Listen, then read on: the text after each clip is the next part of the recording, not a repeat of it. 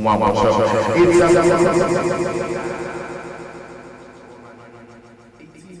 of constant democracy, peace dispensation, a whole lot to talk about, a whole lot to have a conversation about. But hey, it's a loaded edition today as we are looking at two different angles of views as regards the Democracy Day. Our first top on this program today, and our first guest is Tosin Adeyoju, a comrade, the executive director of Conscience Nigeria. He is a human rights activist and a public affairs analyst. Joining me here live on the program to talk about 18 years of Nigeria's democracy. How far have we fared? Welcome to the conversation. Good evening, Nigerians. Okay, now let's get straight to the point. 19 years. Or 18 years rather, of democracy. How far will you say Nigeria has fared so far? I think so far so good. We must give thanks and adoration to God Almighty for sustaining us this far. We have never had it so good in a democratic dispensation like this journey of 18 years, uninterrupted democracy all this while. So we have all it takes to thank God, because Nigerians are now getting involved in participatory democracy. There is free media today, and that's why we have PRTV here, PTV here, because the media space has been liberalized due to democracy that we enjoy. And our institution of democracy has grown over years. We have the National Assembly, the State House of Assemblies. More people are getting involved, more people are getting engaged, more people are participating in the whole process. So by and large, we have done well as a nation, and there's more to be done. But by and large, we have what it takes. We must continue to celebrate Democracy Day year in, year out, because of where we are coming from. Do you think we were ready for democracy at the time it came in 1999? We were more than ready. People struggled for this democracy. People agitated for this democracy. When we were on campus, we were on the streets mobilizing Nigerians to stop the continued rule by the military. So if we were not ready, people would not be at the back sector mobilizing Nigerians. The press played a significant role in putting an end to the military rule in this country. The student movement, the civil society organizations, the likes of Beko, the Agbakobas of this world, the Ganifara Hemi of this world, the Keyamo of this world. So people laid down their lives. People struggle and made this democracy possible. So for me, Nigerians were ready, and if you look at where we're coming from and where we are today, we have the cause to celebrate. We are not yet there, but it's a process, it's a journey, and we'll definitely get there as a nation. That is why some of us believe that we must continue to love Nigeria, we must continue to support and strengthen our democracy and the institutions that are saddled with responsibility of giving us this framework to be sustainable. So for me, and for many Nigerians, it's a day that we continue to be joyous about. It's a day that we continue to agitate and appeal to people in position of authority to do more for our people, because Nigeria deserves the best. Okay, now let's look at this term called democracy, and the fact that a lot of people have said democracy is a very expensive system of government. I mean, what is your thought on that? The fact that democracy could have sapped Nigeria of a whole lot of resources that could have been used for other things. You see, all over the world, democracies are very expensive activity, and for me, I don't believe that it's more expensive than a military government. Why I say this is this: you see, under a democratic dispensation, there's checks and balances. Where under the military, it's just fiat. People, money they are budgeted for, and they are spent as questioned. No National Assembly probe, no National Assembly oversight, no judiciary that call people to order. They're just pure dictatorship. So the best form of government as it is today is still the democracy that we enjoy today. So for me, if you look at monies that have been pumped into the democratic space since 1999, compared to what we have spent under the military is a far cry from where we're coming from. So that's why you see under the military there were so much corruption, whereby millions and billions of dollars were siphoned from this country that they're just being repatriated back by this present government. The other day I heard that, I saw it in the news that there were $320 million of Abacha loot is being repatriated by the Buhari-led government. This is happening because we have democracy today. Those money stolen can improve the power system in this country. Those money stolen can improve our infrastructural deficit in this country, can improve our educational infrastructure of this country. Today, what is it of our public schools? It's in comatose. But if we as a nation have invested those stolen money in developing our educational system in this country, we will not be where we are today. The high rate of criminality and banditry that is going on in this country will have been contained to a reasonable extent. But we are seeing a huge amount of corruption even in democracy.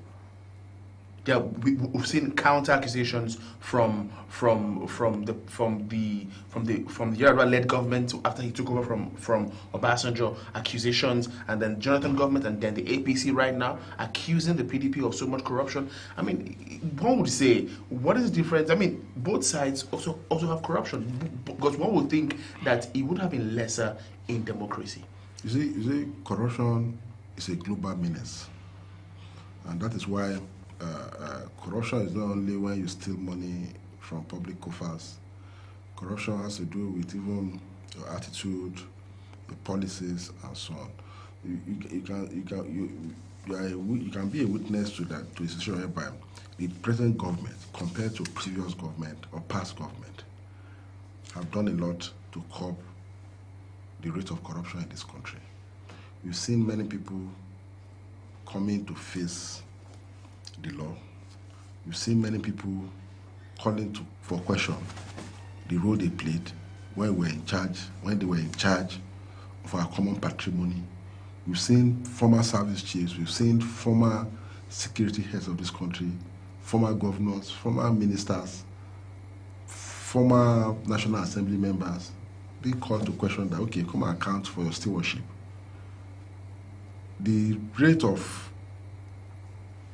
those prosecution that is taking place today, we've never seen it in this country before. We are not saying that there's 100% of cleanliness in this present dispensation, but compared to what has happened in the past, there's been significant improvement in the fight against corruption in Nigeria today. And the international community has attested to the fact that the present government is doing a lot in the fight against corruption. So we as citizens must continue to engage and expose corrupt elements within our system so that the system can work for the good of our people. You see, when people say they don't care whatever happens, people can steal, people can do this, it kills the system.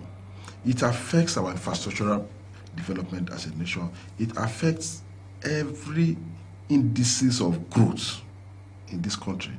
If you look away and allow them to siphon our common wealth. So those are the issues. Okay, now we're saying there's been a high rate of arrests and not necessarily convictions done on the fight against corruption, but we see a government that has accused the Obasanjo administration of spending $16 billion on power that did not yield any visible results. And then we saw a counter report from somebody from that administration who said no, it wasn't 16, it was about $3.45 billion. I mean, all of this back and forth now, is it that the current administration do not have the onus to summon or make inquiries about what was spent and let whoever is responsible face the law? You see, you know, in Africa, in Nigeria in particular, we don't invest in data connections. So for me, I think there's need for the government at all levels to strengthen their data collection system so that we can have proper and accurate data in future engagement of sensitive issues that borders on expenditures and money invested in projects that were not properly executed. So there is a general consensus that billions of naira or billions of dollars were invested in power, and we cannot find power. I believe people are running on gen here. I know that in my house for some days we've had issues of power. And power infrastructure is not a day program. It's a program that is something that takes a lot of time for you to see, for it to materialize for its usage. And that is why there'll be a lot of apprehension, there'll be a lot of concern that monies have been invested in this sector, but there's no result. And that brought out the argument that if so amount have been invested and nothing to show for it, such people must be called to answer why is there no light, why is there no power. So I belong to that school of thought that people must come, people that ask for equity must come with clean hands. If you say this person is not doing this, and you, when you were there, you spent so much to do this, but there's no result for it, what are we saying? So I'm happy that at least the EFCC is looking into that sector to see how those monies were utilized, so that as a nation, people will not just find themselves in public office and just sit by and just do whatever they like with our wealth, with our money that is meant for infrastructure development. I think it's a welcome development that we're engaging in this conversation. Many people are becoming aware that also amount of money has been spent on this sector and nothing to show for it. So for us in the society organizations, we are glad that they are bringing about this conversation. And the government of the day must get a logical conclusion of how these monies were utilized. If there were any people, if there are officers culpable or involved in any corruption activity surrounding this power investment, power money invested in this power sector, they must be brought to book. Okay, you were a human rights activist. You had a human rights organization, Conscience Nigeria. Let's talk about security now. Amnesty International actually published a report indicting the Nigerian army and the civilian JTF of offering food for sex from the females that are in the IDP camp that they are supposed to protect. Have you looked into that report? Has anybody from your organization, or have you as an organization extracted that report? What can you make out of that report? Yeah, it's very unfortunate those things truly happen.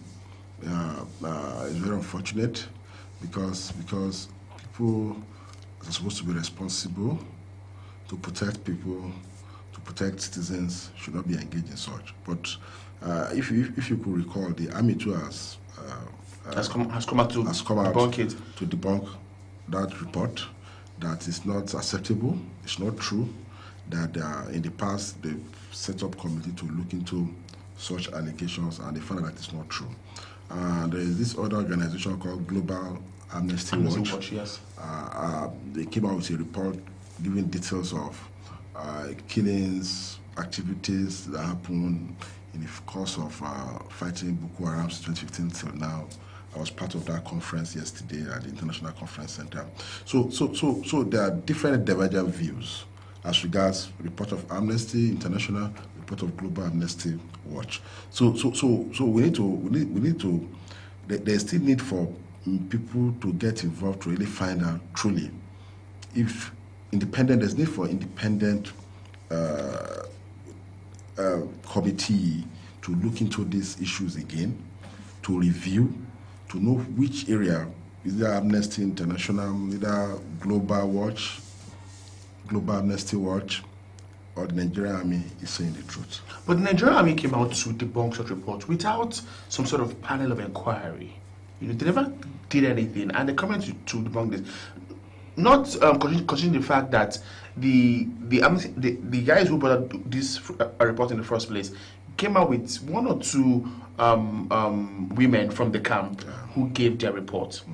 Away from that, now let's look at the security vote that is causing so much of uproar as we speak. Currently, the NGOs are calling for a scrap of security votes, especially Transparency International and also Amnesty International are calling for a scrap, saying that the security votes that are generally shared amongst agencies, ministries, states, is more than the monies that the security operatives actually have as their budget.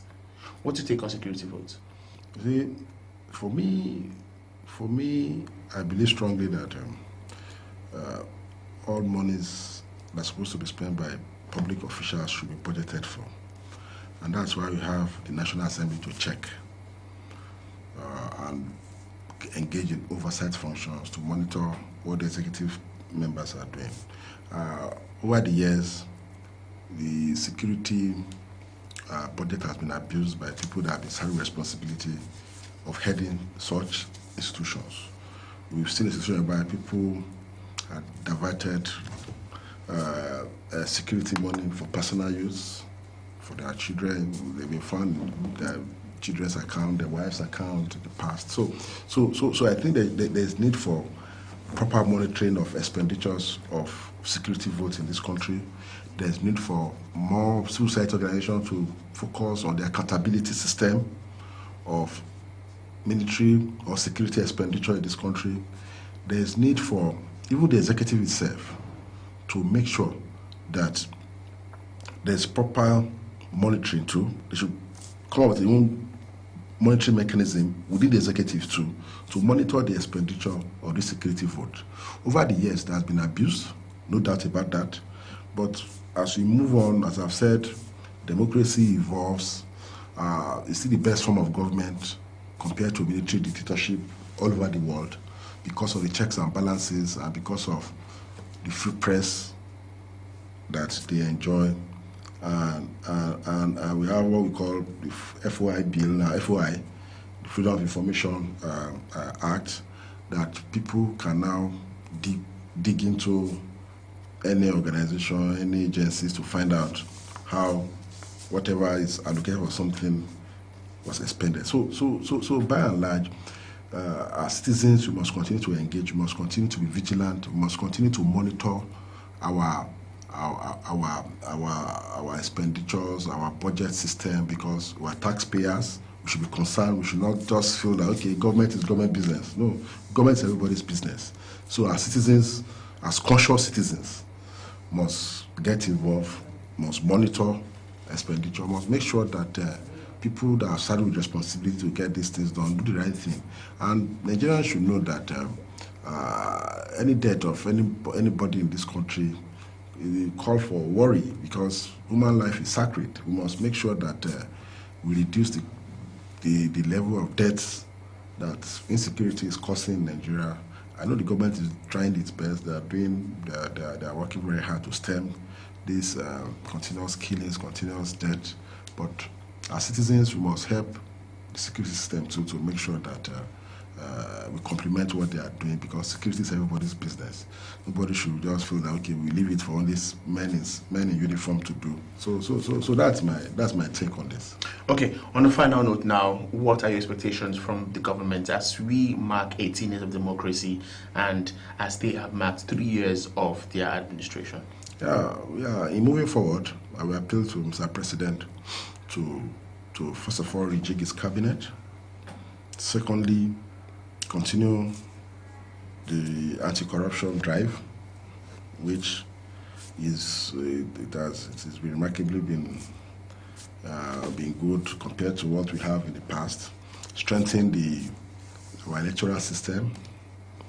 Make sure that you append and sign the Not Too Young to Run bill, and make sure that you continue to provide leadership that we want as citizens of this country. It should improve on the security situation of our country and make sure that that it stem these killings and this banditry that is going on in the Middle Belt, in Zamfara, few places that we see today. And I think you should make more effort you should continue to make effort in uniting the nation and provide the leadership that he has provided. I commend him. He has done well as Commander-in-Chief of the Army Forces, and we pray for him for long life. So basically, we must continue to pray for our leaders and wish them well. And as citizens, we must continue to engage the system and complement government role in whatever corner we find ourselves, because we have no nation than Nigeria. I think the National Assembly too should wake up from its responsibility to do what is right for the good of our country. Okay.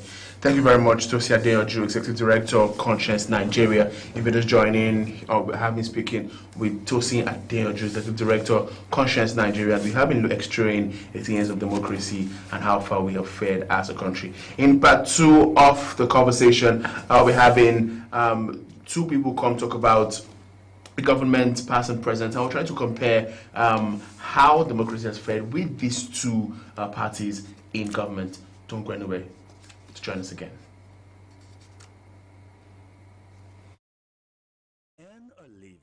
These taxpayers must dare cholera epidemic as they sit overwhelmed by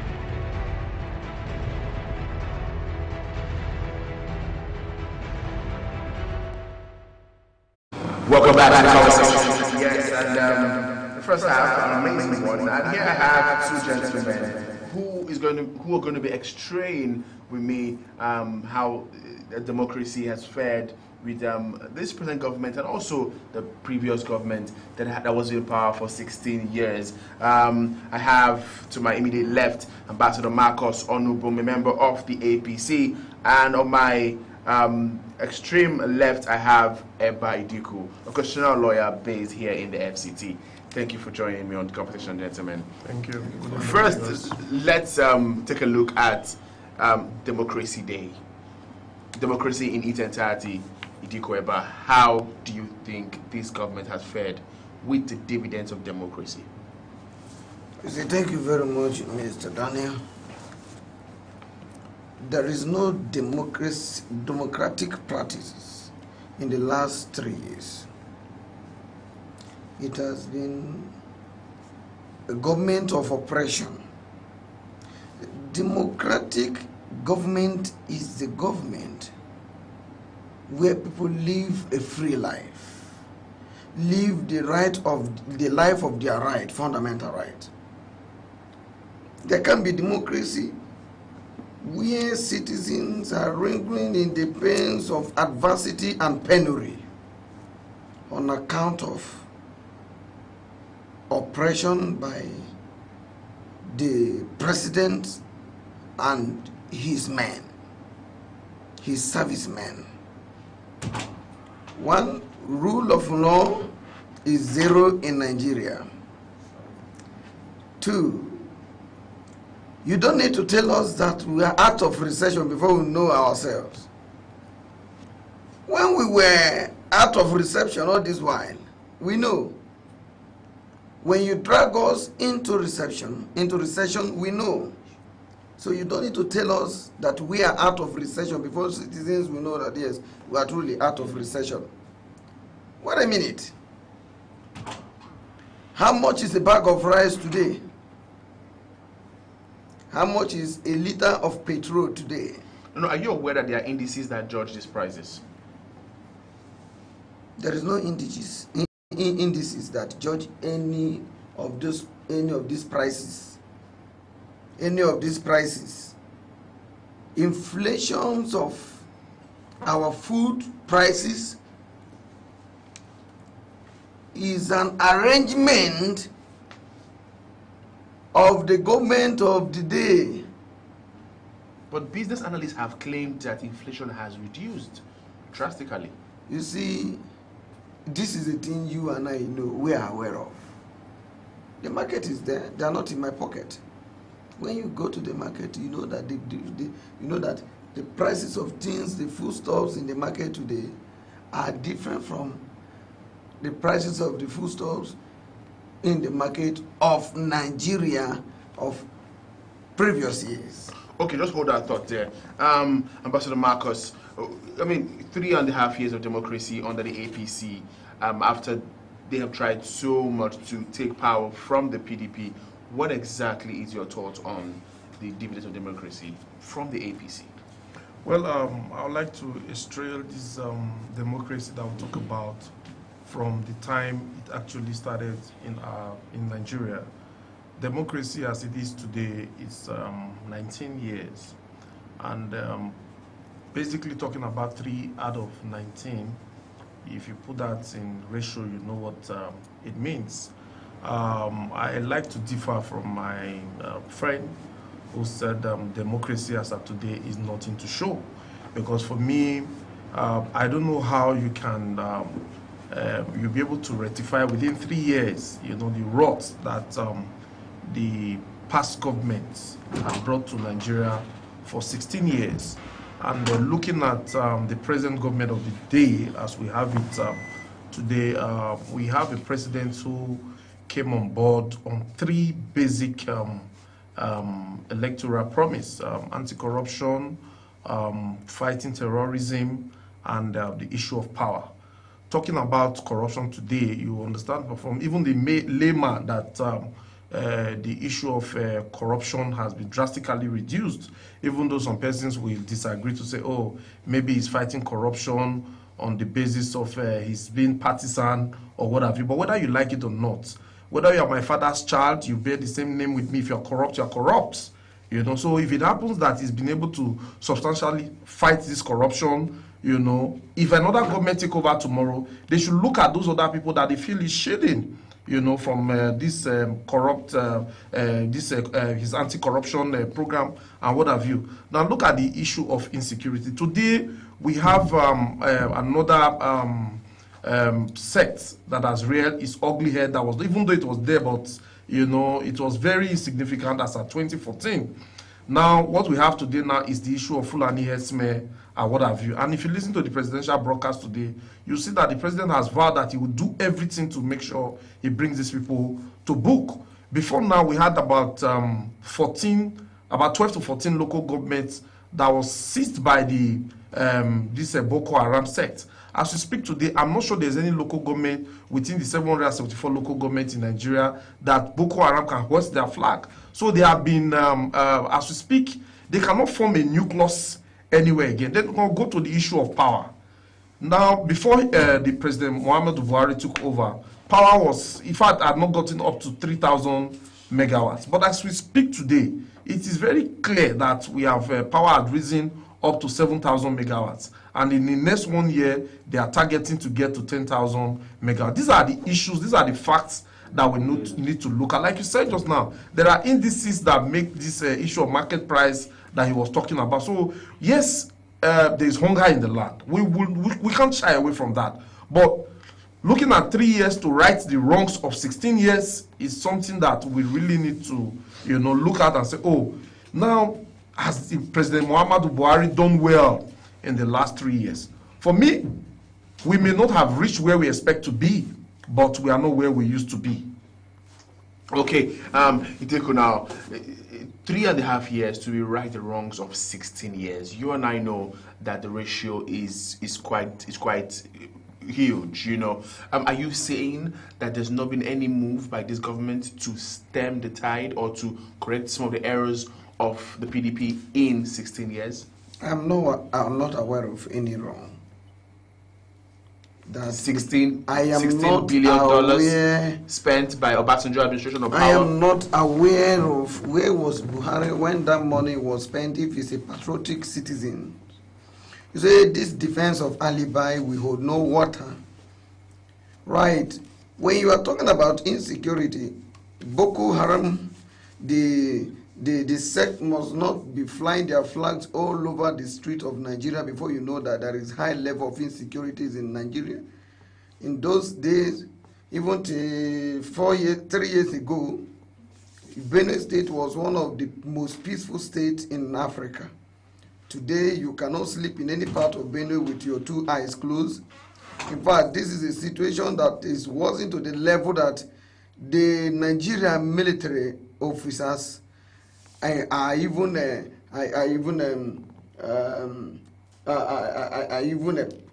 perpetrating the same kind of killing innocent citizens, and the person who is the commander-in-chief cannot even respond positively to give the people of that state hope. When Ambassador Marcos is talking about taking over the local government. I don't even have that luxury of time to say these are fact killings every day. A day, Catholics embarked on nationwide protests against incessant killings of citizens. Some members that participated in the protests were killed on their way from the venue of procession. In fact, it was not even the venue of procession. They went for the mass burial of those that were unlawfully killed. On their way, they were killed. The day before yesterday, a seminary in Taraba was invaded by gunmen. These are not spirit. Now you can look at it, that the killing is being targeted at a particular religion, which is a high level of fundamental human rights breach. Don't forget that now, mosques have been bombed. Now, this is evidently clear. We are talking about the target on Catholic Church now, and mosques because Catholic members protested against the killing, and I may go to state that is the reason for the invasion of the seminary. In fact, this is quite sacrilegious, and the president cannot even come even throughout his address, Democracy Day's address. He did not even address any issue of insecurity. The only thing that I was able to pick was his signing of Not Too Young to Run bill. Which is a milestone. Who cares? Milestone? Nigerian youth. Who has been prevented from contesting all this while? It is crazy. Let us speak the truth. It is crazy. If you are not, that is why there is what we call marriageable age. If you don't have that maturity to contest for a particular political position, you don't contest. If you are 74 and you are mentally blind, you are mentally bankrupt, you don't need to come and contest because you have attained that age that you must contest. Now come to the issue of power. It is now that our electricity situation is it is deplorable. Just hold our thoughts. Yes. Okay. Let's move away from power now and all of this. Let's talk about the actions that this government has actually implemented over time. Quickly, the president mentioned specifically that the TSA account has saved the government 200 billion naira in bank charges and account maintenance. I mean, and also he has promised to sign the Not Too Young to Run bill. What's your take on that in relation to what Mr. Eba has just said? Well, just like you said, he mentioned this morning that what we have been able to realize from the TSA, and not just that, he also mentioned the monies, the billions of naira that have been recovered from those people who had earlier looted Nigeria dry, and the EFCC and all of that, they are still going around to see what they'll be able to recover. For me, it's a welcome development. And talking about the Not Too Young to Run bill, I'm a young man, and I'm happy that Barrister Idiku is also a young man. And this as well. And this is something that we have always clamored for, because you see that substantially young people have been shut out from contesting sensitive positions in the country. For instance, if you are not up to age 40, you cannot contest for the office of a president. If you are not up to 30, you cannot contest for the office of or any national assembly, yes, and what have you. But now, at 25, you'll be able to contest those positions, and at 30, you'll be able to contest the position of the President of the Federal Republic of Nigeria. So what that means is that, as it is now, if I have the support of Nigerians, I am qualified to contest for the office of the President of the Federal Republic of Nigeria. Because of that law. Yes, so for we to have a man in President Muhammadu Buhari who had come to give us hope on this Democracy Day, that is giving young Nigerians opportunity, to be part of governance in Nigeria. Because for some of us, we have been clamoring for youth inclusiveness and mainstreaming.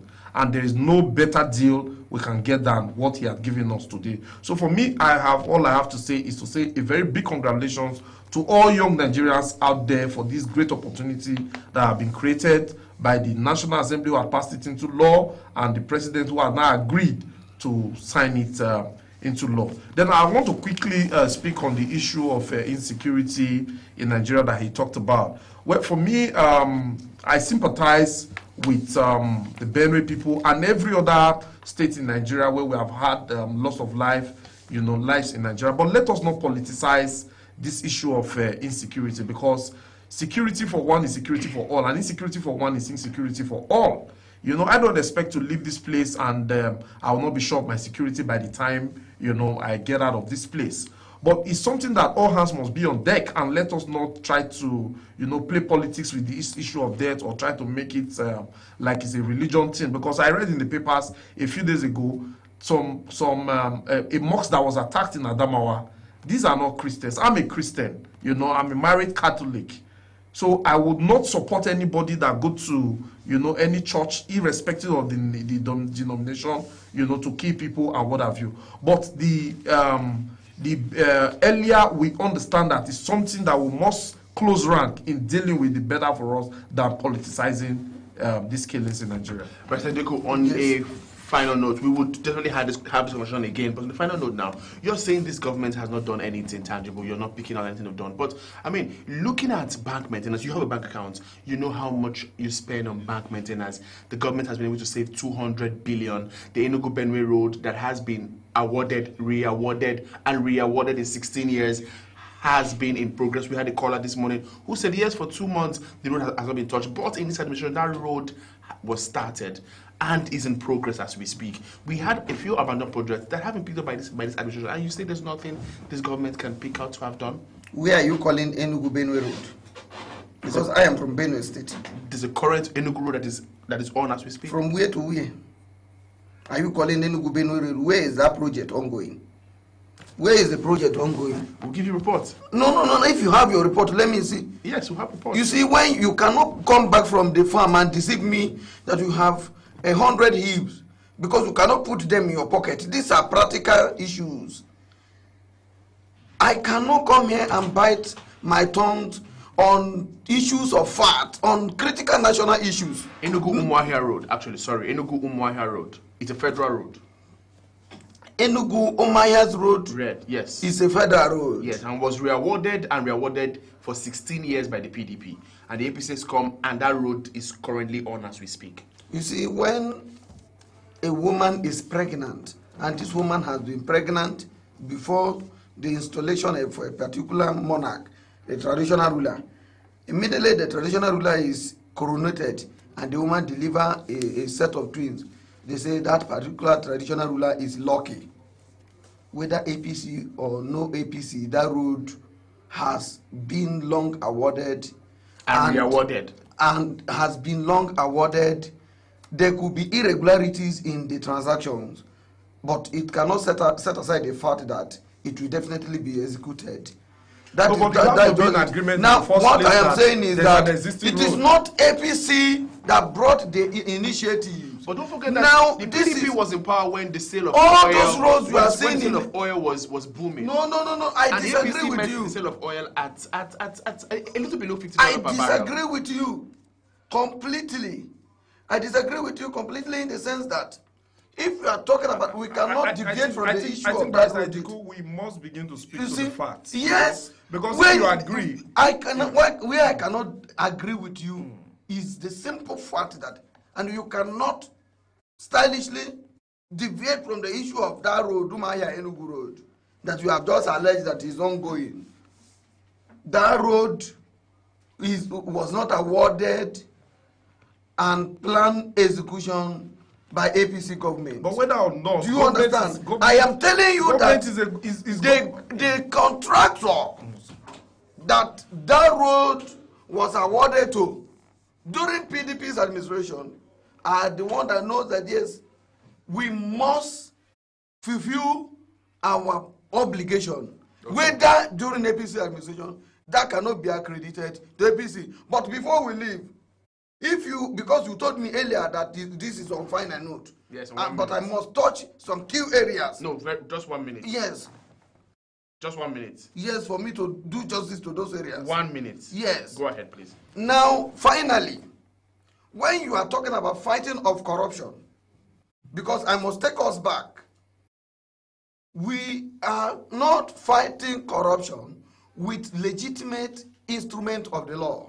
Okay, yes, that is your point. We are not fighting corruption, or like the APC is not fighting corruption with legitimate instruments of the law. Yes, okay, we would have a phase 2 of this discussion. We would really come and have a deeper talk of this. Thank you very much for coming. It is such a short notice, but I'm really grateful. I am Ambassador Marcus and Eba Idikwu. Thank you very much. It's been an amazing time as well. Time discussion here on The Conversation. We have to make way for the news now that comes in less than 4 minutes, less than 5 minutes thereabout. Thank you very much for joining us.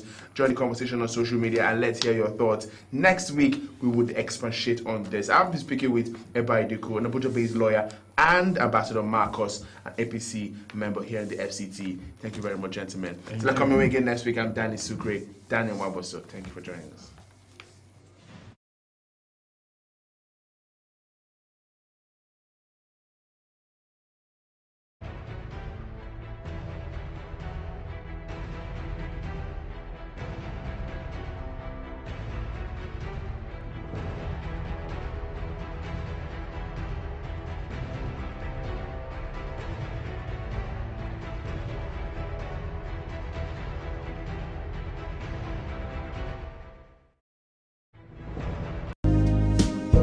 Water is world's first and foremost medicine. Thousands live without love, not one without water. Water, otherwise known as H2O, contains 2 parts of hydrogen and 1 component of oxygen. Next to air for survival, water is the most essential component in human history. The body needs about 1.5 liters, approximately 8 glasses of water per day. In human body, water plays an essential role in maintaining life and existence, such as building the cell, ensuring chemical and metabolic reaction, that is, the breakdown of what we eat, transport of nutrients and removal of waste, body temperature regulation, forms the base for survival. In the kidney, it helps in preventing kidney stones, urinary tract infection, and prevents constipation. In the skin, it helps in erasing wrinkles and make the skin flawless.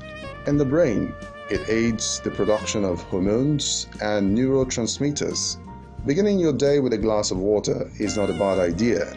Early morning water therapy aids digestion, helps in weight loss by burning calories, increasing energy, powers the brain, and many others. However, water can be spiced with some amazing fruits such as lemon, cucumber, lime, strawberry, etc. for amazing taste, fast, and best results. Taking the required amount of water in a day leaves you with a healthy body and prevents ailments such as constant headache, fever and chills, infections, skin problems such as acne, rashes, etc., dehydration, muscle cramps, bad breath, constipation, less and dark urine, premature aging, etc. Remember, thousands have lived without love, no one without water. Make water your companion for a healthy body.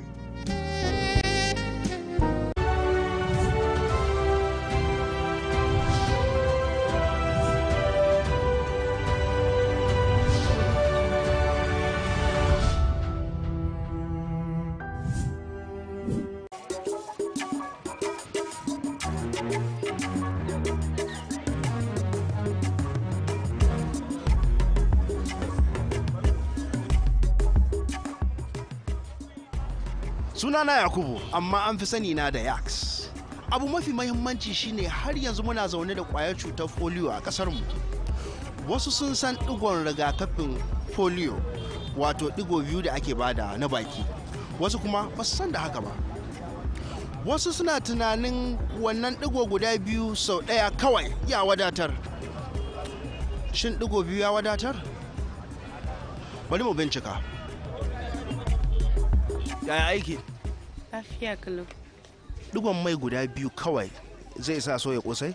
Ba zai isa ba. To, ta ce ba zai isa ba. Ina zuwa. Na gode. Shin za ki amfani da digon nono guda biyu kawai ki dama fura? A'a ba zai yiwu ba gaskiya.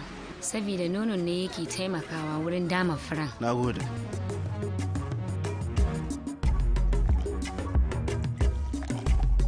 Tambaya nake shin digon ruwa biyu kawai zai isa haɗa shayi? Ai ba zai yiwu a haɗa ruwa da shayi da digon ruwa biyu ba. Dalili kuwa ai ba zai isa mutum ba. Dole sai ya kai kaman kofi ɗaya. Barka da. Barka gare. Da Allah tambaya nake so yi. Allah sa na sani.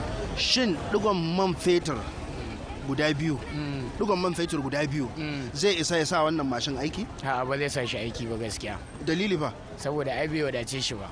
Haba. Kwarai da gaske. To nan ina zaka? Dan je nan bani. Da Allah bari bi ka.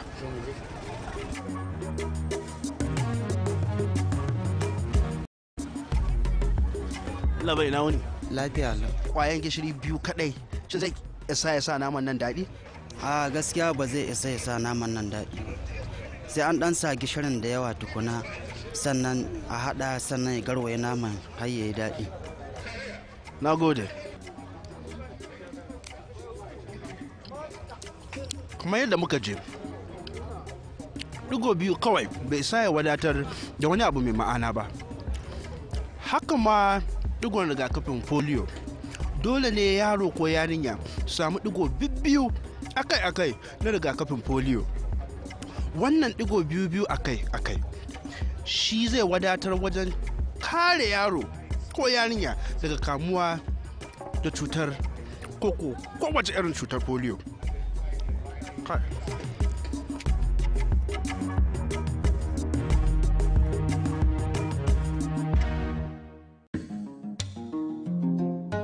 This is a road.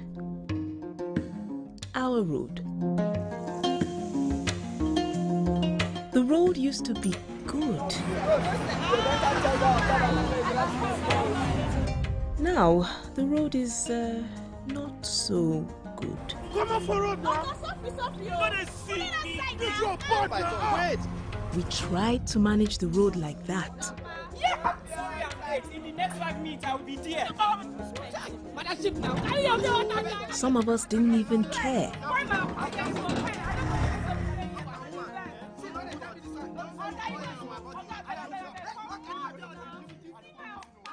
But there are other options.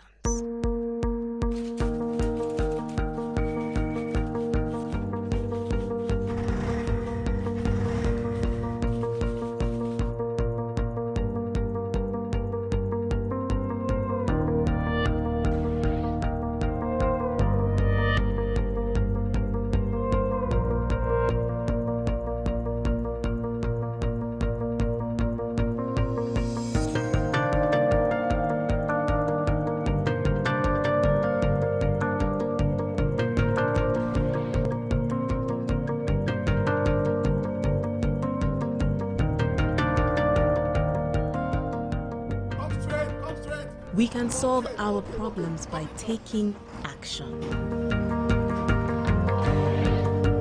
Our government can work better when we play our part. It's not your job to manage it. It's your job to talk about it. Get involved.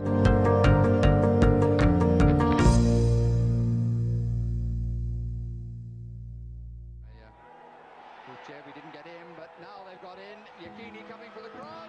Score!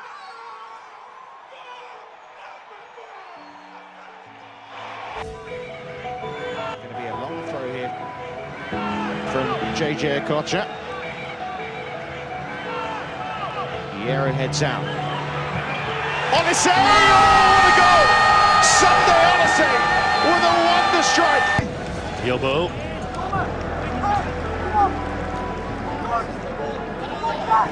Oh, lovely ball in! Oh, it's one of the classic goals of the World Cup. What a super goal that is, and here we go with Adahoa on and on and on. Woo! What a day for Nigerian football. Referee blows the final whistle and Nigeria has failed to qualify for the 2006 World Cup. What a sad day indeed. Might open up a little bit here for Nigeria.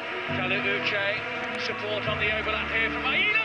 Oh, it's an easy chance, and how on earth has that not gone into the back of the net from Yakubu? Miss of the World Cup. Trying to get bodies forward at pace, and Argentina looking a bit exposed. Musa was in position, the shot does come in, and how about that for a response? Ahmed Musa! It's a remarkable start. Nigeria needed.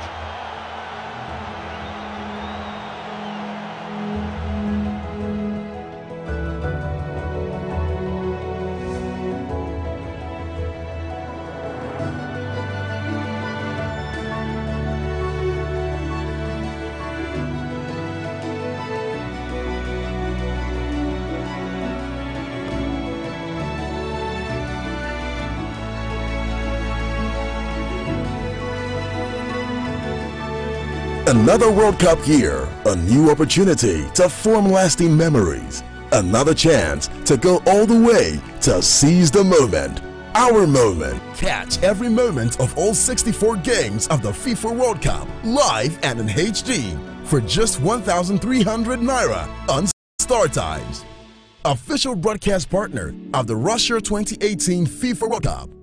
StarTimes, enjoy.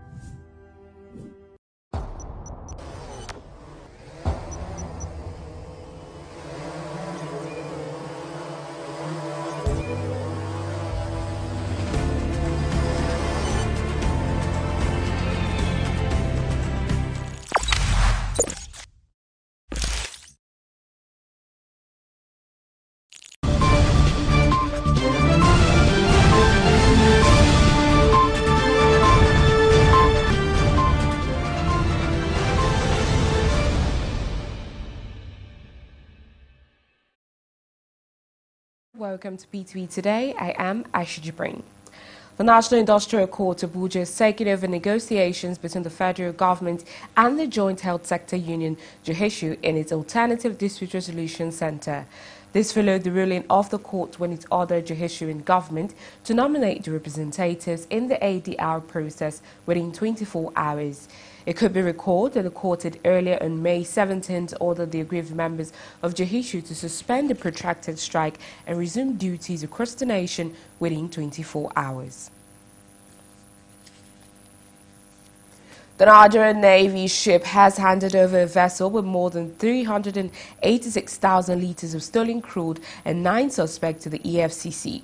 The Commander Ibrahim Dewu handed over the vessel and the suspect to the officials of the anti-graft agency at the Warri Naval Base. While addressing newsmen, Dewu said the vessel is christened MT Nepal, and the Nigerian suspects were apprehended on January 31st. The World Health Organization says there are 1.1 billion smokers in the world today, the same number as the turn of the century. WHO made this known at a global report on trends in prevalence of tobacco smoking 2000 to 2025, which coincides with the World No Tobacco Day 2018, observed every May 31st. It estimated that tobacco use is currently responsible for the death of about 6 million people across the world each year, with many of the deaths occurring prematurely. This total, according to WHO, includes about 600,000 people that are also estimated to die from the effects of second-hand smoking. The Federal Capital Territory High Court has sentenced the former governor of Taraba State, Joel Nyame, to 14 years in prison without an option of fine. The court convicted Nyame of criminal breach of trust in a case of 1.64 billion naira fraud preferred against him by the EFCC.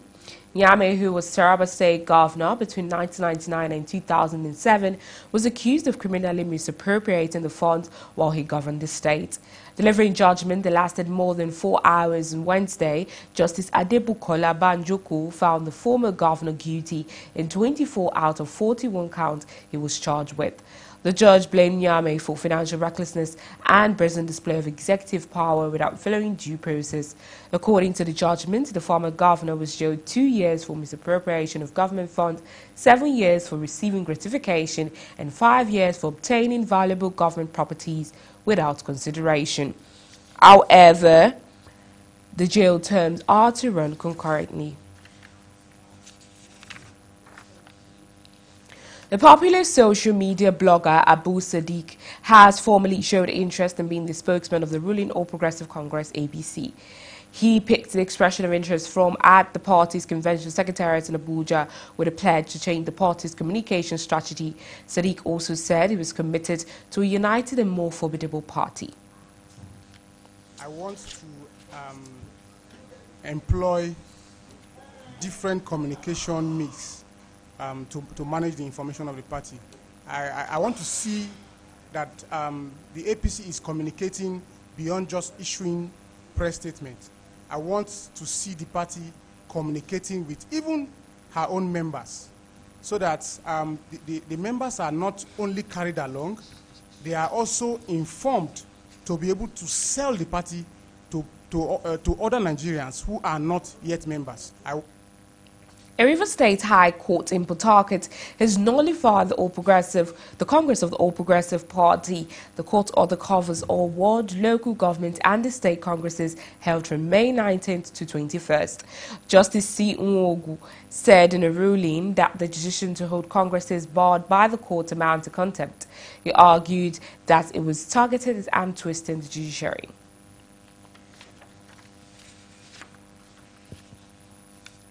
A mild drama played out on the floor of the Senate on Wednesday when Senator Dino Melaye moved to the opposition area of the Senate chamber. The Kogi West lawmaker who attended plenary in elect race did not, however, say he was defecting to the PDP. It was not a move that anyone anticipated. So the announcement came as a shock to APC senators who raised a number of points of orders. But their efforts were countered after Deputy Senate President raised a constitutional order to give the Kogi lawmaker some protection. And when it was time to speak, Senator Dino Melaye thanked his colleagues and other Nigerians for standing by him during his travails with the police. I want to thank you for your love, for your concern, for speaking for me, and for defending the cause of democracy. Mr. President, my respected colleagues, I doff my hat. Mr. President, I will not also conclude my appreciation without appreciating the indefatigable and indomitable Speaker of the House of Representatives, and indeed the House of Representatives members. I thank them immensely, I thank them sincerely for showing that an injury to one is an injury to all. Melaye particularly appreciated the PDP leadership for their support during his travails.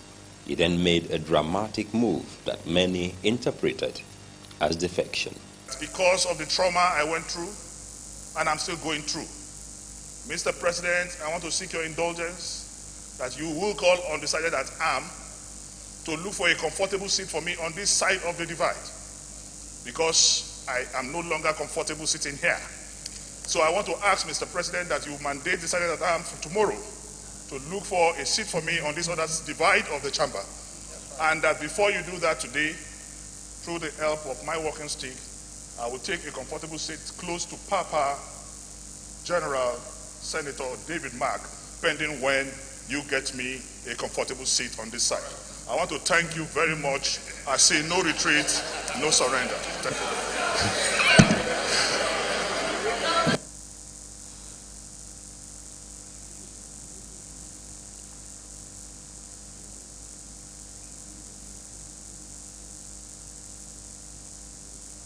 After his announcement, some lawmakers from both parties expressed mixed feelings on Dino's decision to sit at the opposition wing of the chamber. Unfortunately, we don't have choices when we come into this chamber because we are elected. Those who elected us chose for us where to sit. And therefore, the seat that will now be given to Senator Dino has to be on this side. If his seat has any problem, then we can find another seat for him, including my seat. How would it benefit us if I allow Dino to sit in a place that's so uncomfortable? So we owe him a responsibility, and did all senators of this republic to ensure their welfare, especially in these chambers. And more particularly, Section 41 of the Constitution talks about movement. He said you can move freely within Nigeria. And this is part of the territory of Nigeria. So he is exercising his fundamental rights, and you are enjoined under Section 14(2) of the Constitution to ensure the welfare of very distinguished Senator Dino. For now, Melaye has yet to formally join the People's Democratic Party. To do so officially, he would have to write the Senate President of his decision to leave his party and join the opposition. Meanwhile, the ruling All Progressive Congress has denied knowledge of the defection of Senator Melaye. This is coming a few hours after Melaye told the Senate that he was no longer comfortable with the APC. But the party spokesman Bolaji Abdullahi said in a statement that Senator Melaye has yet to inform the party of his defection. Abdullahi, however, stated that the party respects Melaye's right of association and wished him good luck. The APC spokesman said for Melaye's pronouncement to qualify as defection, he has to formally notify the Senate President. A member of the House of Representatives, Adam Jagaba, has formally defected from the All Progressive Congress to the People's Democratic Party. He said this in a letter read on the floor of the House by the Speaker Yakubu Dogara that injustice and continued suspension from the APC made him dump the party. He also described the APC as a sinking ship. Jagaba is the first defector in recent times that has favored the PDP in the House of Representatives. My resignation is as a result of the injustice meted out to me by the party through my indefinite suspension for spurious reasons, which I consider an infringement of my fundamental right to association and a ploy to incapacitate me politically. Therefore, I was left with no option than to resign in order to continue with my political activities unhindered. At this juncture, Mr. Speaker, permit me to announce that I have decided to pitch my tent with the People's Democratic Party. While thanking you for the cordial relationship that existed between us while I was with APC, I'm looking forward to enjoying same now that I'm in PDP.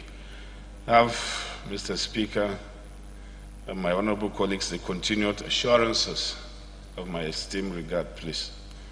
Right Honorable Dr. Jagaba Adams Jagaba. The Senate has challenged the former chairman of the Independent National Electoral Commission, Professor Atahiru Jega, to specifically name lawmakers who he claimed demanded bribe before carrying out their oversight functions. The professor of political science at the Democracy Day event in Abuja alleged the lawmakers were in the habit of demanding bribes in the course of their legislative duties. But Senator Issa Misau brought up the claim at plenary and demanded an investigation. The professor made mention that there are some committee chairmen of the National Assembly, they are notorious for demanding or collecting bribes, which I feel is unfortunate for somebody as a leader, somebody that is well respected, to come and make a statement that he was told by some executives and some professors in the academy, in the universities. And I feel that kind of statement is very worthy, because that property that will make statement concerning the credibility of other chairmen I think he should be bold enough to mention the committee chairman, especially when he saw that he's concerned about fighting corruption in Nigeria. And we're highly embarrassed by this kind of comment. We all of us are committed to the fight against corruption. But I believe it doesn't help the fight against corruption. It is a slight to the integrity of a lot of us, where such a statement, a general statement like that is made. If he has, and I hope if he has those kind of evidences, he should bring forward and mention them. Not because to say that is to suggest that either every member of the National Assembly is part of this, or even those who are not part of this are condoning this kind of action, which is far from the truth. So I think what Professor Jega, somebody who is respected, should come out and name these kind of members that he's aware. The Senate President, Bukola Saraki, has denied reports that his trial came up for discussions with the Vice President, Yemi Osinbajo. Saraki said this following the report in the National Daily that his trial was brought by former new PDP members when they met the Vice President. The newspaper reported claimed that it was one of the conditions set by NPDP for peace in the ruling party. But the Senate President maintained that he was not thinking of settling his alleged false asset declaration case outside the court. This, according to him, is because he would be absolved of all charges. A bill meant to check the proliferation of arms in the country has scaled through second reading. It is a bill for an act to establish a national commission to regulate and prohibit the proliferation of small arms and light weapons in the country. The members say if the influx of arms is not controlled, it will continue to pose great danger to lives and properties of citizens. Emmanuel Ehijene reports. The establishment of a national commission to control the influx of small arms and light weapons has passed second reading at plenary on Wednesday. The bill, which was introduced by Nena Okeje, who demanded the implementation of international treaties Nigeria is signatory to. So, Mr. Speaker, sir, now we know that our country is sitting on a keg of gunpowder. And why this commission now, Mr. Speaker, at this time? Aside from the obvious facts, Mr. Speaker, this commission, as at the last meeting with Mohammed Ibn Chambers, the Secretary General for West Africa and the Sahel, on proliferation of small arms and light weapons, he stated that Nigeria and the Gambia were the only two countries in Africa without a national commission against the proliferation of small arms and light weapons. He also stated, and he charged at that meeting, the Nigerian Parliament to come up with a legal framework to create it. Many of our colleagues supported the bill. They also said it is necessary at a time like this. And my belief is that the Firearms Act is an act that deals generally with regular firearms. I believe the issue of small arms is a category of arms that has been separated by international law.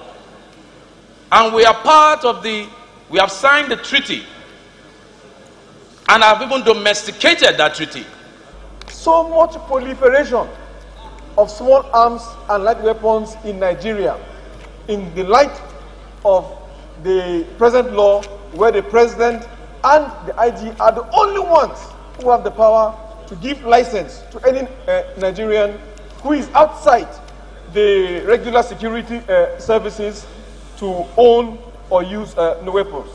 Mr. Speaker, I will cite an example. In my home state of Benue, when the present governor came on board, he attempted, or rather he did, an amnesty program. Bring in all your guns and you shall be allowed to sin no more.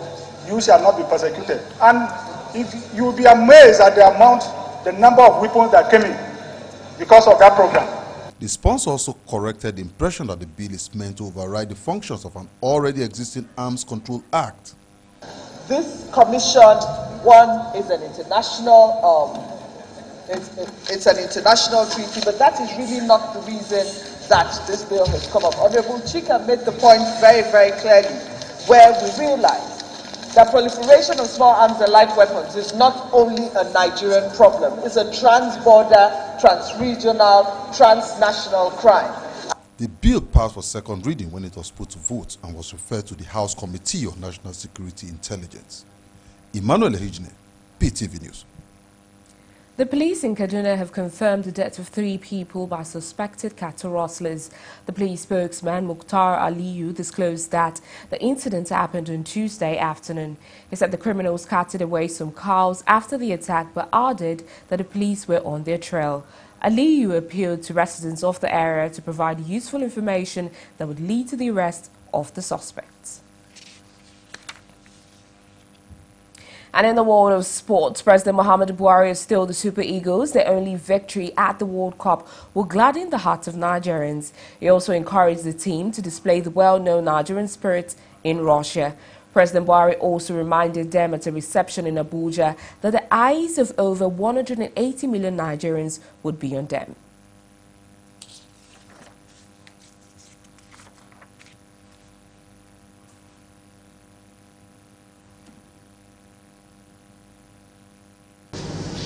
You are going to represent us in Russia. You must bear in mind that you are not just going for atonement. With each game, you must remember that you are carrying the passions, emotions, and feelings of over 180 million people.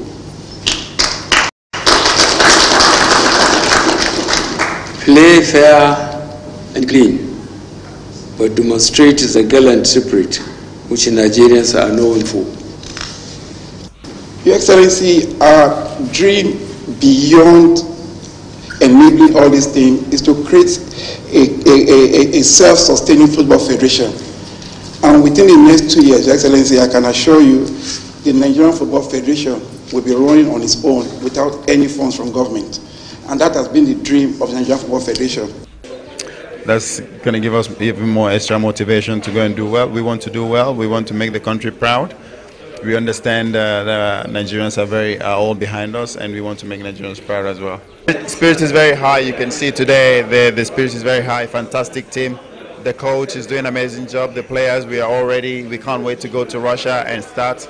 We are all fully fit, and let's hope we can give a good performance. The Super Eagles manager has dropped the lead scorer in the local league, Junior Lacoste, from the Russia-bound team. He instead named a 25-man team that included skipper Michael John Obi and an injured Simon Moses, who would be getting further medical checks in London. The team, which also included one locally based footballer, Ikechukwu Ezenwa, has since left Abuja in a chartered flight to London. Coach Roy is expected to drop 2 more players in London before naming his final 23-man World Cup squad. Bulgaria-based defender Steven Eze has expressed disappointment after he was dropped from the World Cup squad. Eze was among 4 players dropped from the initial 30 invited for campaign. The others are Junior Lakosa, Dele Ajiboye, and Standard League defender Uche Abu. Egypt's hopeful the forward Mohamed Salah would have recovered from his shoulder injury in 3 weeks. This will pave way for him to play in the final group game at the World Cup in Russia. The 25-year-old suffered a heavy fall in challenge with Real Madrid defender Sergio Ramos in the Champions League final, but the Egyptian FA are now more optimistic after Salah met the national team doctor in Spain. He also posted a message indicating that he would be in Russia. And finally, in sports, former England and Chelsea FC captain John Terry has left Aston Villa in the aftermath of the Champions Playoff final defeat to Fulham. Terry joined the Midlands Giants last summer with the stated aim of helping to return Villa to the English Premier League after the relegation in 2016. This, however, failed with a 1-0 loss to the Cottagers of Wembley on Saturday. Terry left the National Stadium a devastated man, and his manager Steve Bruce confirmed that the club no longer had an option to extend his contract by 1 year. A statement on the club's website has since confirmed the exit of the 37-year-old defender. And that's the size of our bulletin this hour. Many thanks for watching. I am Aisha Jibrin.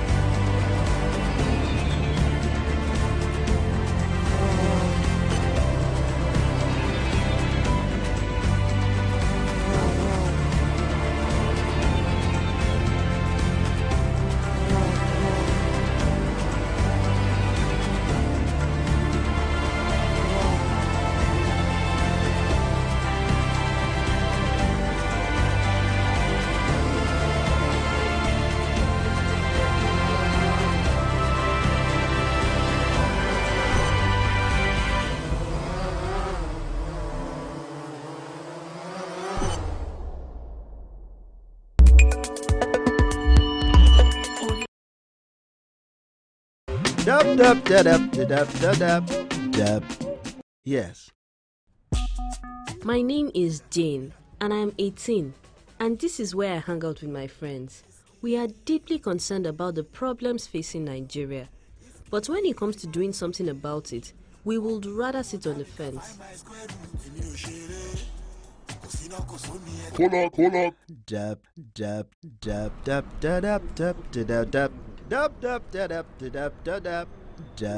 Yes.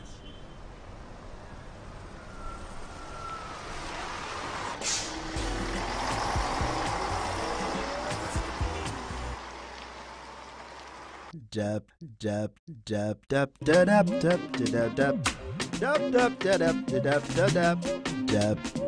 Yes.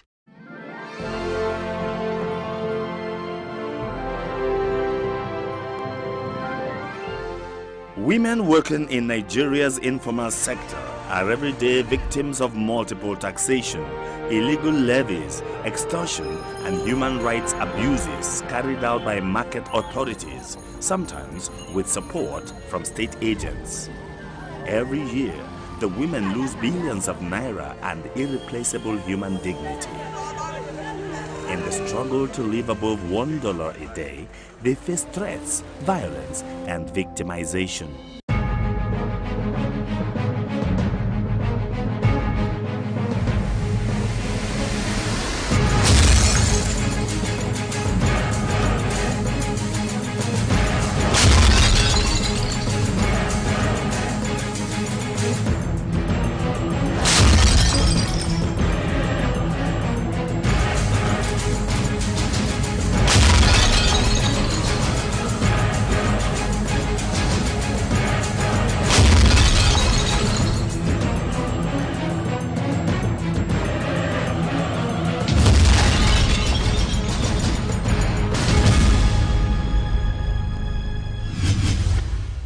Beginning the day 5 o'clock in the morning may be too early for most office workers. But that wee hour is already too late for most of the millions of women working in Nigeria's informal sector.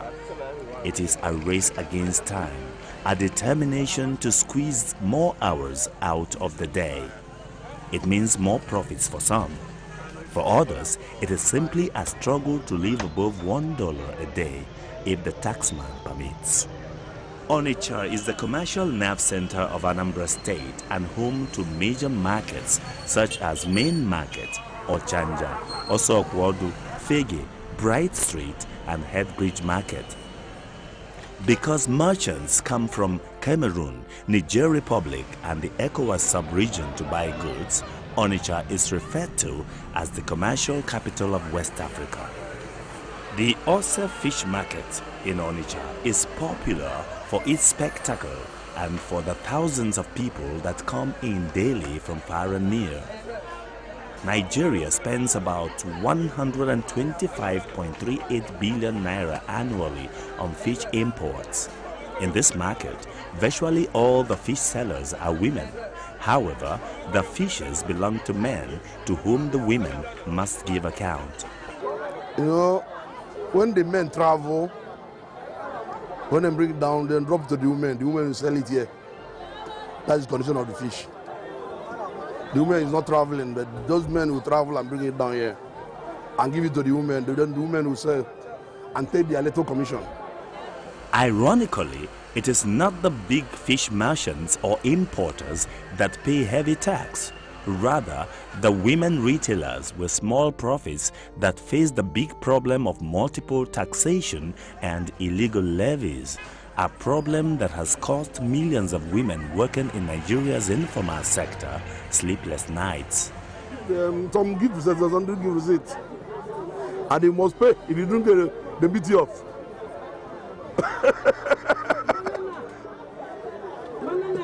If you don't pay, they kick you very well. Before they arrive to you, you bring the money out. You don't need to ask about receipts. Just to stay quiet and pay your money. And then thank you, sir. It is 6:30 a.m. in this part of Ose Market. These women are returning from bush farms to which they must set out as early as 4 a.m. if they intend to find fresh vegetables to buy. Some must carry their babies along in the effort to cross the poverty line. No load is too heavy to carry. No item too petty to trade in, so long as the proceed can help to feed, if only one little mouth. Because most people here rely on daily sales before they can feed, they must not be deterred by the rain. In their kind of business, it is swim or sink. The rain may not come every day. Buyers may not come every day. But there are men who never fail to come every day. Tax and levy collectors. They are foot soldiers masquerading as agents of government. They go about terrorizing petty traders and small business owners. Women are the most vulnerable. From sunrise to sunset, tax and levy collectors in their numbers pay unannounced visit to these market women. They could make over a dozen appearances in one day. Each time they turn up, they expect cash to be ready. This they can choose to collect in a nice way, sometimes in nasty ways. There are about 5 groups. Over the Nana 50, over Nana 20, over Nana 100 naira. Na meroda. I got force. Who keep the guy? Mama, they put it. I get believe in it. Maybe send that. Maybe see the guy. See on Nani. Him after the other. I will give back it up. Believe and now believe up. Abo they choreograph. If I got never Nani maybe. The taxes and levies are never receipted. The huge collections, billions of naira, go into private pockets. They demand such levies as marching ground, which every trader must pay in the morning before they can display their wares, security levy, development levy, chairman's breakfast levy, sanitation levy, even when they have no business with refuse collection, and Ompa levy, another name for money for beer. The list is endless. A trader may end up paying more than 8 different levies in one day. Any resistance from the market women results in seizure of wares. Even hairdressers must pay money if they must do their work without headache. In addition to all these, the trader must pay rents and official multiple taxes to the state, local government council, and the market leadership. Aba, the commercial capital of Abia State, has 16 markets. The Ariaria International Market is the largest. It is divided into 85 zones, with each zone subdivided into lines. Ariaria is the biggest cash cow for the state and the Aba South local government. It is even more so for the legion of levy collectors and their collaborators in government. Billions of naira are collected every year in taxes and levies. However, the taxpayers have nothing to show for the huge taxes they pay.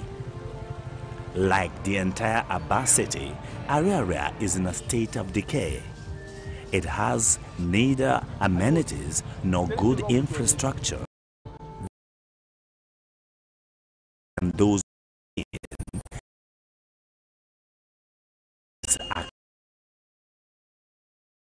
whenever it rains, flood take drivers and buyers wade through the water.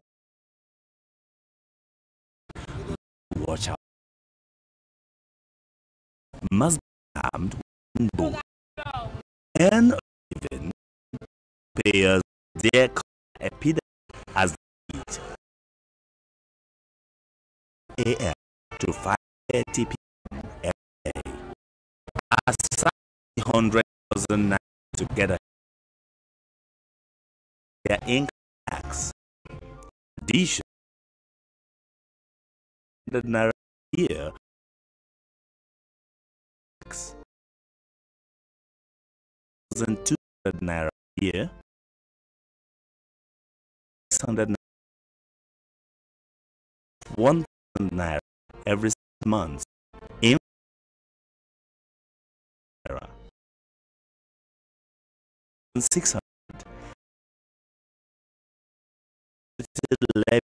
500 naira and 800 naira. For any fault, the levy is doubled. Sharp a tax for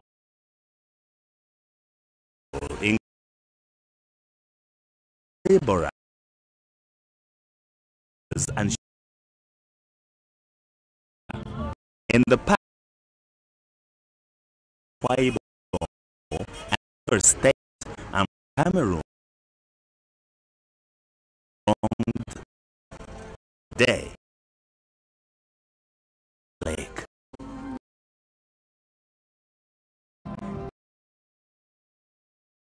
Same school that used to have over 120 schools still doing business in the area. So I'll cast under the on will be identified area sectors. He talked about the market executive official appointed state government. In the chairman, I'm at us. Everybody, the amount of money, very thousands living,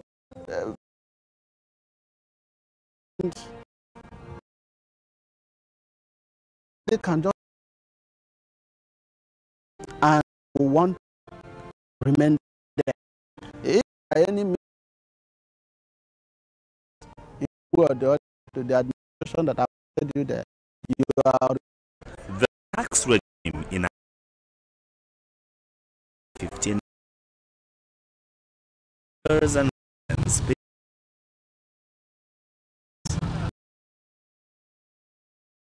any big job that big difference next door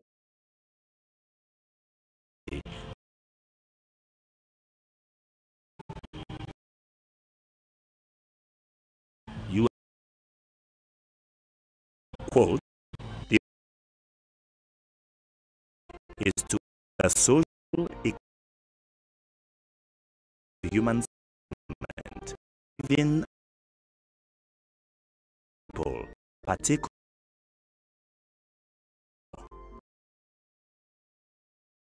have complained and made themselves listening brings a new irony. With no pipe-borne water provided by government, most homes and business premises must sink their own boreholes. Ironically, they must pay what is called borehole levy. The Mossack Fonseca tax haven scandal, better known as leaked Panama Papers, exposed worldwide how the rich hide under their assets in offshore territories to avoid paying tax in their home countries. Nigerian investigative journalist Emmanuel Mayer obtained access to over 11 million of the leaked documents. His numerous reports detailed the layers of secrecy employed by the rich in Nigeria to perpetrate tax injustice and widen the inequality gap. But while some of the rich pay little or no tax, small businesses and poor citizens of Nigeria are weighed down by multiple taxation. 35-year-old widow Onyinyechi Obi fled the Boko Haram insurgency in the north of Nigeria. Now trying to pick up the pieces of her life in Onitsha, she faces a new type of fear and tyranny. She too must share a meager earning with a horde of tax and levy collectors. Moporoko. Kana di ma nọọsụ. Ọ nwụrụ 5 years ago. Ọ dịrọ quiz. Ọ dịrọ mfe cha. Dịrọ mfe. No arrange ndị mmadụ nka n'ime ahịa. Ha bunye m ahịa. Nlecha nkwụ ọhụ ụgwọ. Ọ ka nsi emesisi a. Wee na-azụpụ m na school. Wee na-akwụkwọ ụgwọ ebe m bi ya na ebe m na-azụkwa ahịa. A na-anakwa anyị ego, ana m akwụ ụgwọ ebe m na-azụ ahịa na main road Ajiseba. Ana m akwụ ụgwọ. Ụgwọ ndị na-abịa na-agasị anyị ego 2020 naira dịka taa bụ Monday. Anyị na-akwụcha ihe dịka 180. N'ụbọchị anyị ga-abịa kwụ 160 every day. Ụbọchị ọbụla ha na-abịa na anyị ego. Ya kwụchakwa ya kwụ ụgwọ ebe anyị kpọsara ahịa. Ihe na-akwụ ebe a 2007 na month. Anyị na-akwụ ebe a ụbọchị ọbụla ndị na-anazi ego a na-abịa na anyị ego 2020 naira. Ụbọchị ha ga-abịa ha ga-erucha 9, ụbọchị ha ga-abịa ha ga-eru 8. Ọ ka ha si akwụ ụbọchị ọbụla. Magoro ụfọdụ ịpụta ịjụba ha ihe ọmụ ha ikwere enye ha ego ha eburu ahịa gị. Kama ha ga-eburu ahịa gị gaa mebe ha ga-eburu ahịa m gaa mebe mụ enye ha ego. Adị ịmara ume enwere ike iji eke nara ha anụsa gị ọgụ. So ha bịazie mụ enye ha ego. Ha etinye gị ego mana ndị nọ na ya ha ndị ezigbo mmadụ. So since adị m ji wee nwụọ ha sị nkwụba ego na nna-akwụ etiri m ego na-akwụ 25. Like their helpless mothers, children are also directly affected by the violent menace of tax collectors. This newspaper report on Onitsha details how levy collectors chased a school bus into a ditch, putting the life of school children at risk. Women traders traveling in lorries to long-distant markets to buy or sell yams, tomatoes, gari or other food items complain of routine harassment and extortion on the highways by law enforcement agents who obviously see honest work as a crime. At will, vehicles with goods are impounded and payments demanded.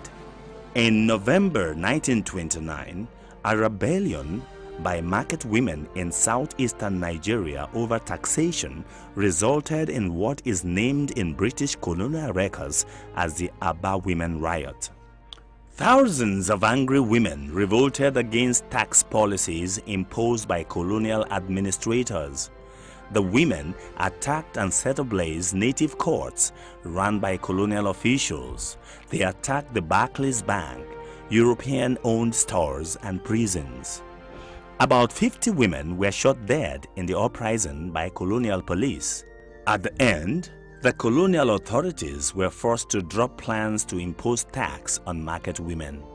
Most of the women that participated in the Aba Women Riot traded in palm oil and kernels.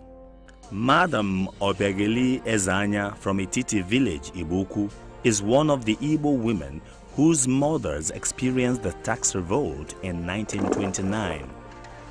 86 years later, Obegeli, though proud to be in the palm oil business, is facing even worse tax conditions than those experienced by her mother.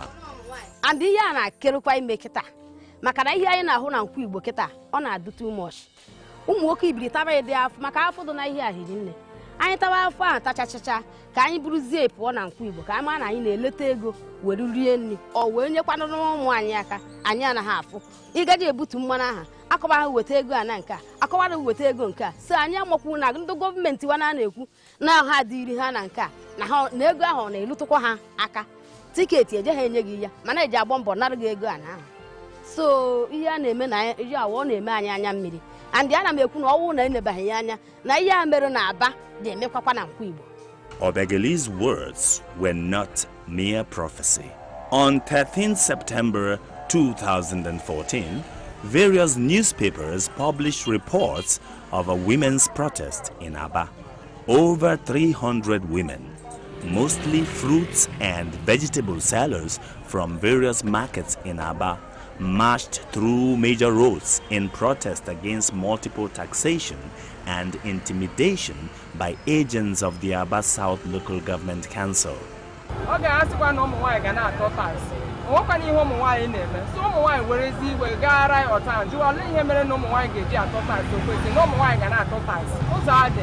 ebe niile dịcha apịta apịtị mmiri tochichara ebe niile onwe ndị anyị na-ahụ onwe ndị na-agafekwa n'ebe a site n'ihe ndị a ya mezie ma ndị tiketi bịakwa ha na-ana anyị ego dị ụtọ na-enwe ahịa anyị na-eri iwe a na-ewe onye si na ya ga-akụ ha eburu ihe onye ahụ anyị na ha bịabịa zọwa anyị so ha anaghịrị ihe a agbacha ya na-agbarụcha ya ebe ga ya na-akwụ ebe 250 na-ede a na-ana anyị toll every day 250 naira ma irere ahịa ma ire ahịa ha chọghị ịma isikwa na ọ na-egaghị akwụ ha eburu ngwa ahịa gị gba ọsọ buga ya ọfịs.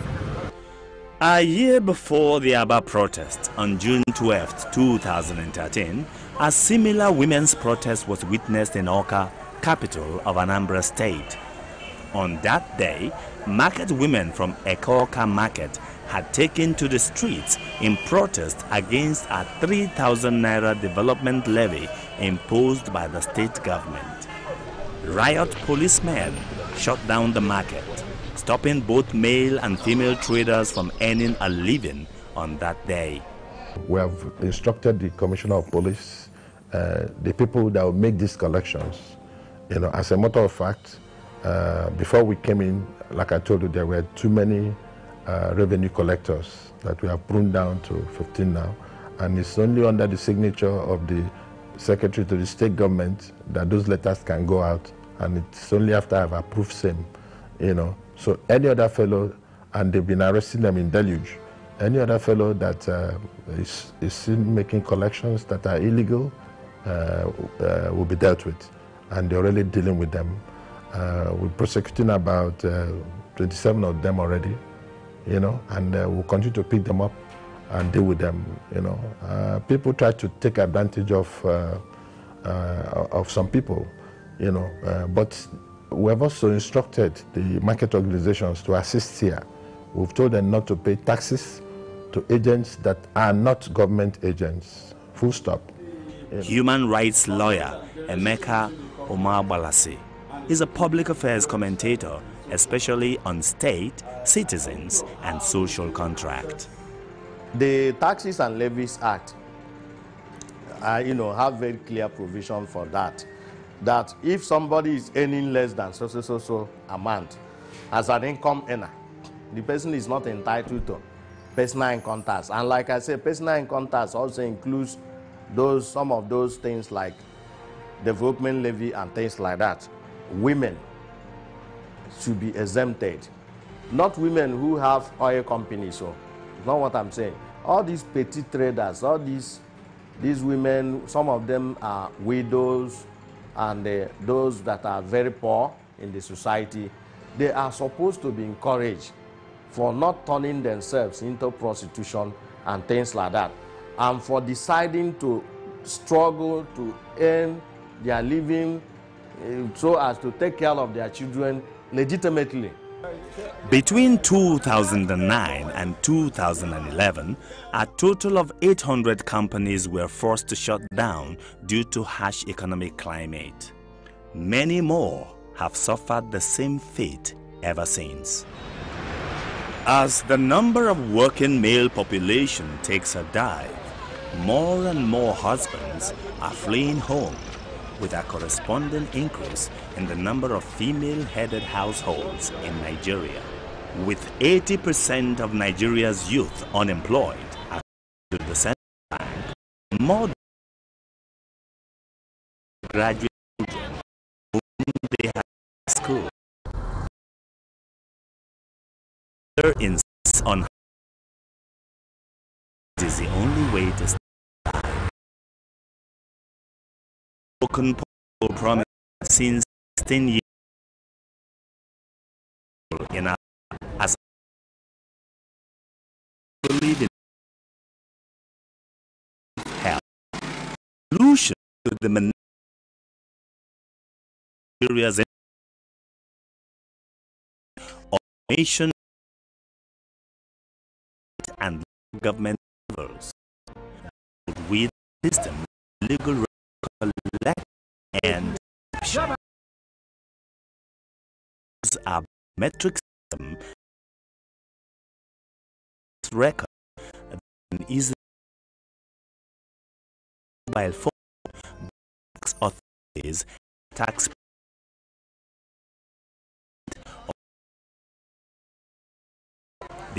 eliminate corruption, multiple taxation, so guarantee that taxed according to metric system already been considered in Anambra State. Where men and women and the stalls through biometrics. That will afford us an opportunity to, among other things, level tax to know who is payment of taxes. Payment is the new collections to collect taxes and levies will be changed by Taxes and Levies Act, previously referred to as the Taxes and Levies Decree number 21 of 1988, prohibits the use of consultants for assessing and collecting taxes and levies by any tier of government. The law says no person other than the appropriate tax authority shall assess or collect tax or levy. Tax authorities should publish the approved list of taxes and levies within states and local governments as a way to educate the public and increase compliance rate. Finally, payment of tax should be seen as a basis for taxpayers to collectively demand good governance, respect of human rights, community participation in budget monitoring, all in a fulfillment of the social contract between the state and the people.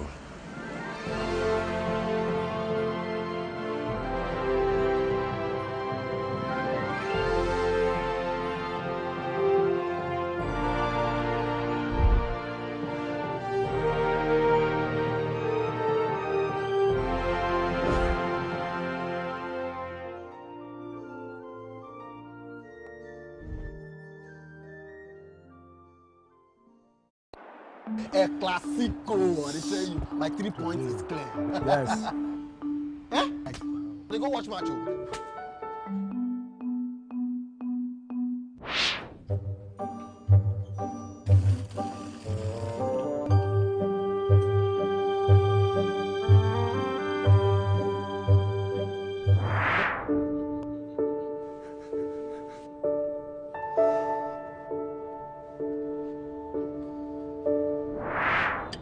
Okay, what do you want me to do about it?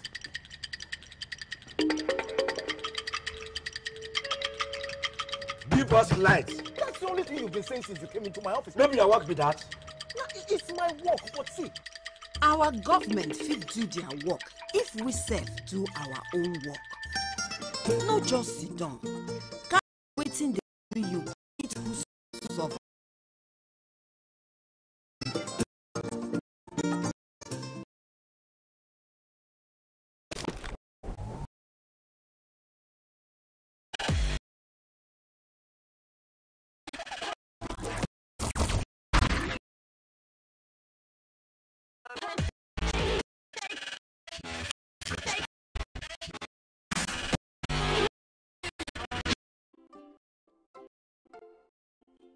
My name is Ufo.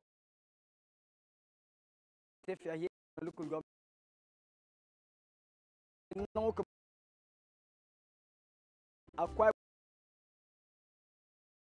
This is in a that is different segments of the women, the youth living a child, all the community. After advocacy came and the state of government as present working on, and this for no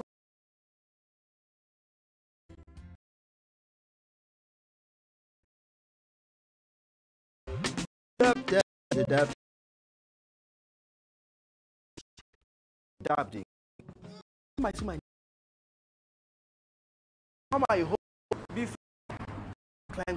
day electric bill, no grip concern.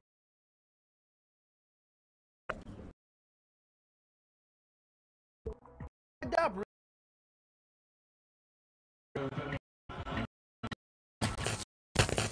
Yeah.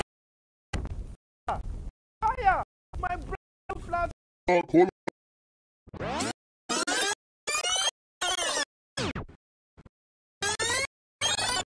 Wait. Come on here. Property. It come down. Now. I got purely with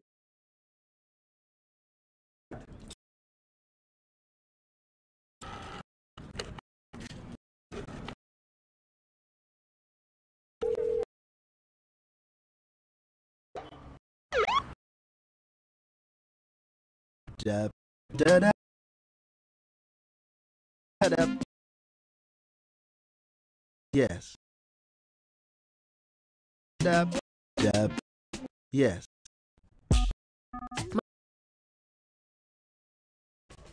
This is where I understand about when he about it, he would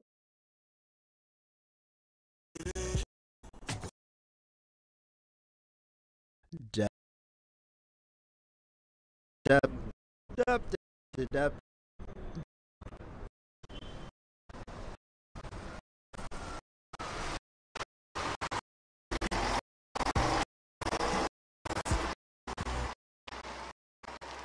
Dab. Dab. Dab. Dab. Dab.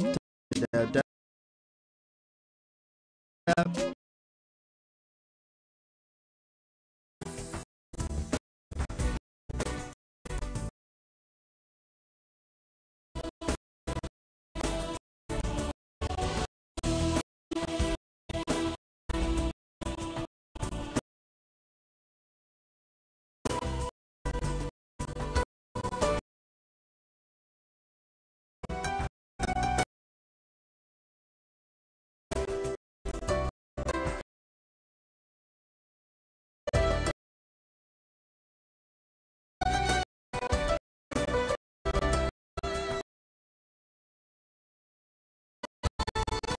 Of productions here are masterpieces by the staff members Fine and Applied Art Department, University of Nigeria.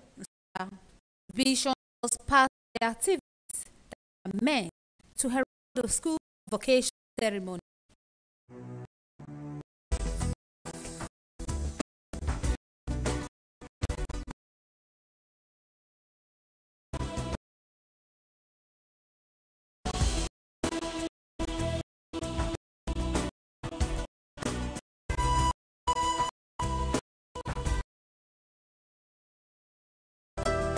Dr. Chukwu explains how painstakingly worked on these installations alive. Of the works, they are actual installation arts. So them of the work entity.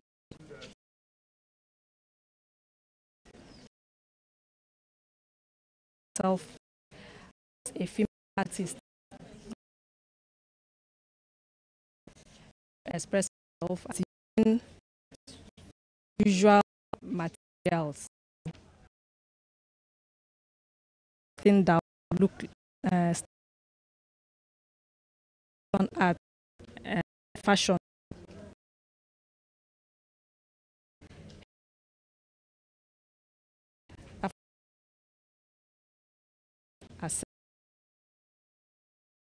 And in the other fabric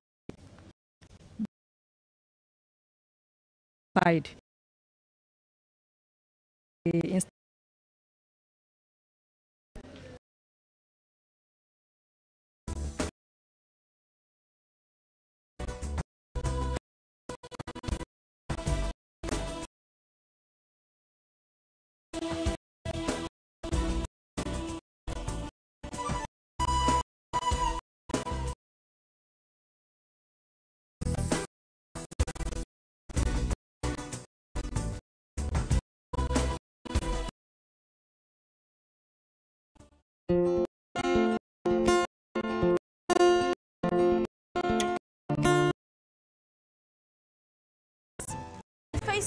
Like our page and share posts People's TNG.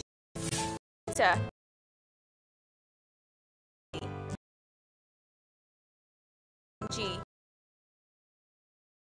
Of People.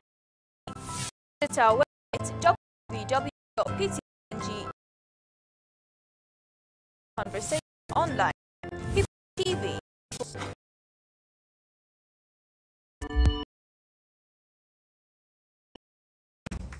No, PC remains this place to showcase lovely beauty and sense of Europe with our ability and over the talent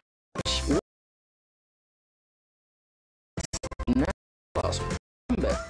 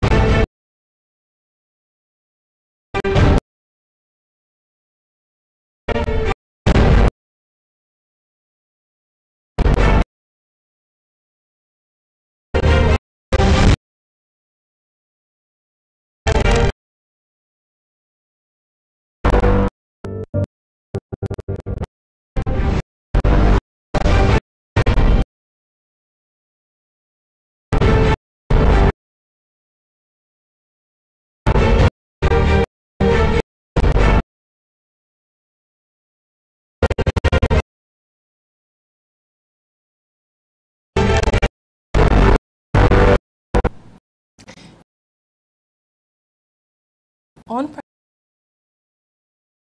priority, each leader loss of rights and destruction of property.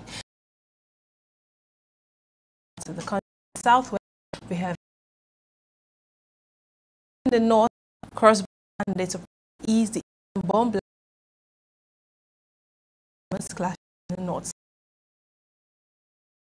Rampant of kidnapping and also a wave of armed robbery attacks. All point out that insecurity fast becoming norm in Nigeria. Of economic others. The current situation of insecurity will be our discuss. I am Ogazi. Now we studio to talk about the state of security and thoughts with is now out with the correspondent Ismail with editor Tony. Thank you. Let's enough with you. First of all, time you hear this crisis is about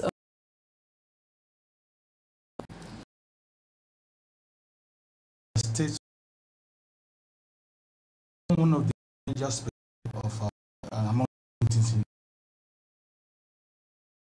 the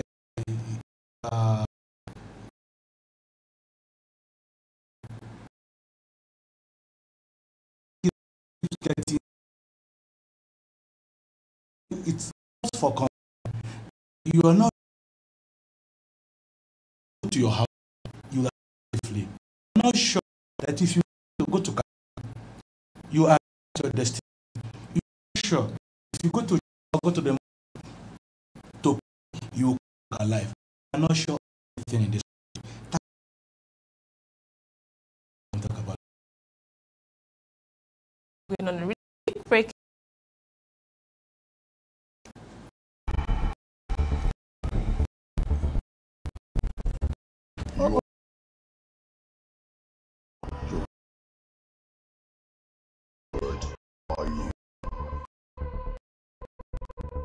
Innovation research join PT, the People Orient Transport Staff National in our and 76 strong 22 you are have the television. You can also post on our social media platforms showing on screen. People's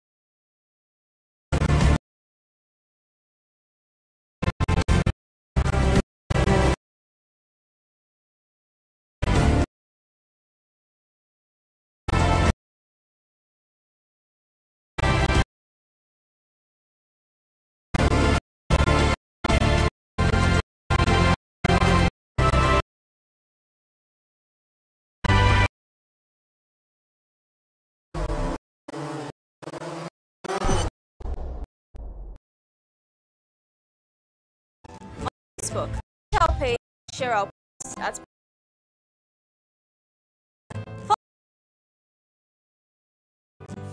on Instagram at to our visit our www. Subscribe now. Join the conversation.